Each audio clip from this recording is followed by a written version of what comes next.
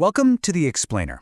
Today, we are digging into one of Nigeria's most terrifying security challenges, the absolute explosion of kidnapping for ransom. We're going to look at how deep economic desperation is turning this into a thriving and absolutely brutal industry. Let's just start with a number. And honestly, it's kind of hard to even wrap your head around this. According to Nigeria's National Bureau of Statistics, this is the amount paid in ransoms in just 1 year. 2.23 trillion naira. That's a staggering amount of money, and it's all fueling a massive criminal economy. And for every single naira in that figure, there's a devastating human cost. In that exact same year, there were an estimated 2.2 million kidnapping incidents. Think about that. The sources show these events hit more than 4 million households directly, taking abduction from something that was once a sporadic crime and turning it into a full-blown national crisis. So you gotta ask, right? What is driving this? Is it just some new wave of super organized crime? Well, the sources we're digging into today, they say it goes way deeper. This is a crisis that's really born from socioeconomic despair. It's not just about crime. For some, it's become about survival. You know, this kind of crisis doesn't just pop up out of nowhere. The sources paint a pretty clear picture of the perfect storm, really.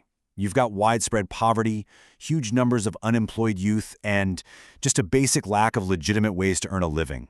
Now, you combine that with this deep and growing distrust in the government to either provide or protect, and boom, you've created the perfect breeding ground for a criminal industry to flourish.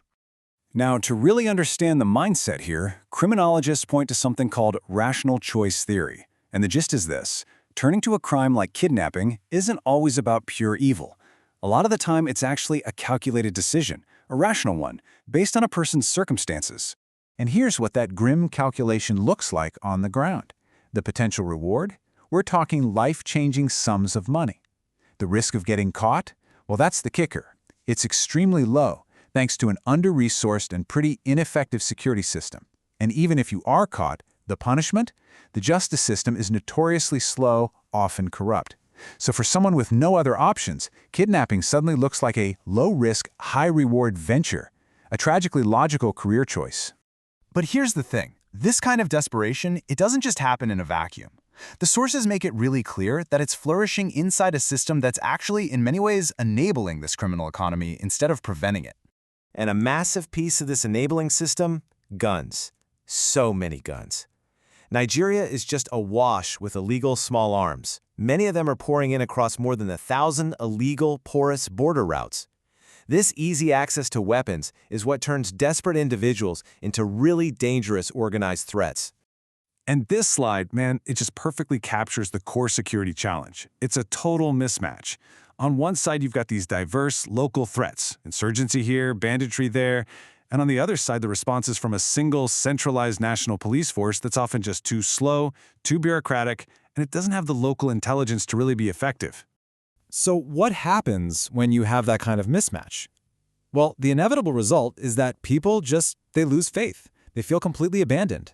And when the state is seen as helpless, communities are forced to fend for themselves, which sometimes means paying ransoms directly, and that just fuels the whole cycle all over again.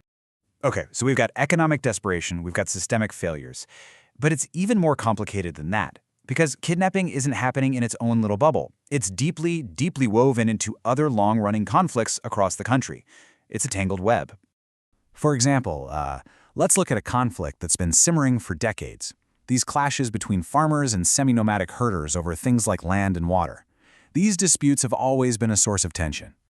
But in recent years, especially in states like Kaduna and Katsina, researchers found that something has changed. This conflict has, well, it's mutated. It's transformed into organized armed banditry, and kidnapping for ransom has become a primary tactic, a key source of funding for these groups. The lines between who's a herder, who's a bandit, and who's a kidnapper, they've become dangerously blurred. So when you're facing this incredibly tangled mess of poverty, failing systems, and old conflicts turning into new ones, what on earth does a real solution even look like? The experts in our sources are pretty clear that the current approach just isn't cutting it. Yeah, simply reacting with military force or letting families pay ransoms has totally failed. You know, force doesn't solve the root cause, the desperation. And paying ransoms, well, we've seen it. That just makes kidnapping more profitable and encourages more of it. It's like treating the symptom, not the disease. So instead, what the sources argue for is a multi-pronged, holistic strategy. It's not about doing one thing, it's about doing everything at once. Yeah, you got to strengthen law enforcement, but you also have to tackle that economic despair head-on with things like job creation. It means reforming the justice system so that crime is high risk again. And it absolutely means coordinating security efforts to finally choke off that supply of illegal weapons.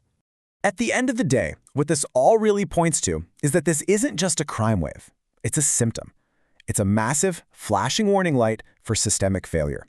The sources make it clear that if you don't address the poverty and the lack of opportunity that make crime a rational choice for some, Nigeria's kidnapping economy will just keep on thriving.